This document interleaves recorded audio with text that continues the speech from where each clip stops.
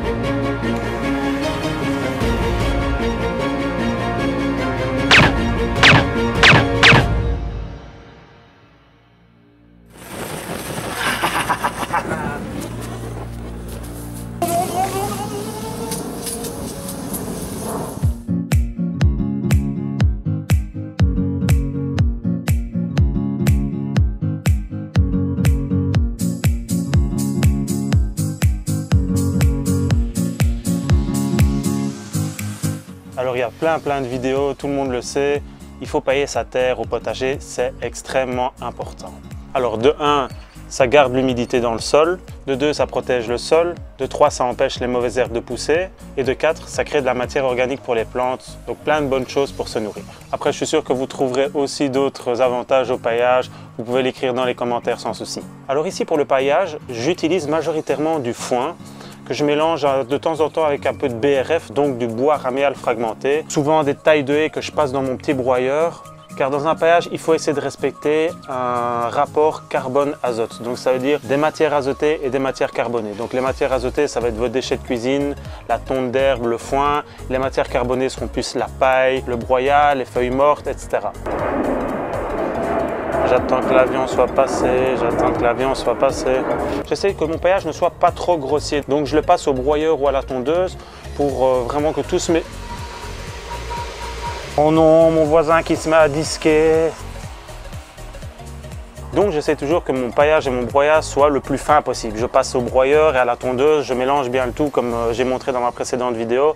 Je fais ça avec la paille de mes poules et de l'herbe de mon jardin. Comme ça fait vraiment quelque chose de très fin qui sera vite assimilé par les vers de terre, les bactéries et toute la faune qu'il y a dans votre sol. On peut voir ici, grâce à ce paillage, évidemment, il y a plein de vers de terre, plein de petits insectes qui viennent, qui vont participer à la décomposition, à la transformation en matière organique de votre paillage. Ce qui est aussi très important car toutes ces petites bestioles vont aider à ameublir votre sol. Et du fait que votre paillage va aussi protéger toutes ces petites bestioles des prédateurs, donc des oiseaux et compagnie. Alors, quand je parle de paillage aux gens, on me dit souvent « Mais tu sais, moi, à cause du paillage, j'ai tout plein de limaces. Hein. » Évidemment, les escargots et les limaces vont trouver là un refuge génial parce que c'est toujours très humide, donc c'est bien abrité du soleil, chose qu'ils détestent. Mais moi, ce que je fais, contrairement au début de la vidéo, j'essaie de les nourrir. Donc j'ai de la consoude, j'ai de la salade que je fais pousser exprès et j'épand quelques feuilles un petit peu autour des plants les plus sensibles.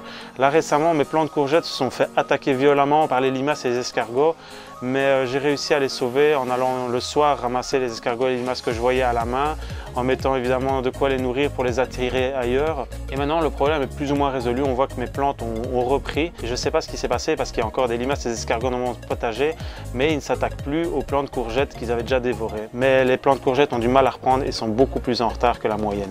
Après j'essaie d'éviter de mettre des granulés de ferramol, même si c'est plutôt bio, parce que je ne suis pas partisan de mettre des produits dans mon potager, mais il y en a qui le font, évidemment libre à eux. Je me dis que les escargots et les limaces ont aussi leur rôle à jouer au potager, donc j'essaie quand même de ne pas trop les ennuyer, quoique ça fait une bonne nourriture pour mes 2 poulettes. Alors cette semaine, pour la plante à l'honneur, je vais vous parler de l'huître végétale ou plante huître. Alors c'est une petite plante qui peut faire 10 à 20 cm de haut, avec des feuilles un peu bleutées, qui fait des fleurs en juin, en juillet. Les feuilles ont vraiment un goût iodé, un goût d'huître très prononcé. C'est très agréable dans les plats, évidemment accompagné avec du poisson ou des crustacés. On peut la mettre crue en salade ou cuite. On peut même les conserver au congélateur ou dans du vinaigre pour assaisonner nos plats. Elle couvre vite le sol, c'est aussi un atout. On peut la faire pousser sous des plus grandes plantes, comme ici elle pousse sous mes fèves. Vraiment très intéressante à avoir. Voilà, cette semaine une petite vidéo parce que j'ai pas beaucoup de temps entre les enfants, le boulot et tout ça. J'ai vu que la semaine passée, ma petite vidéo parodique des autres chaînes de potager sur YouTube vous a bien fait rigoler. Donc je pense qu'une fois par mois, je referai ce principe où je prendrai des chaînes et je parodierai un peu gentiment. Voilà, ça fait toujours plaisir de vous faire rire en tout cas. J'espère que je peux allier conseils et rigolade au potager. Merci en tout cas de me suivre, hein. On augmente chaque semaine un peu plus les abonnés. Je vous fais des gros bisous à la semaine prochaine.